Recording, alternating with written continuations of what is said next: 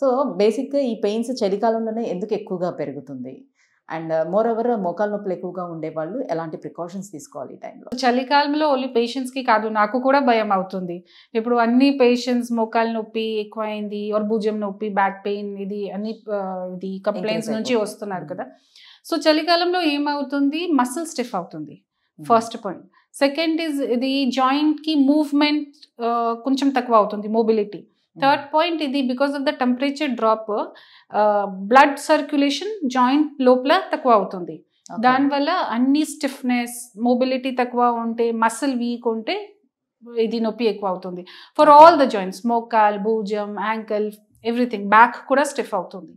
So దానికి first very important thing is weight reduction. మీకు wait ఎక్కువ ఉంటే బరువు తగ్గాలి, specific for knee pain. Second thing is start your day with physical activity, any kind of activity.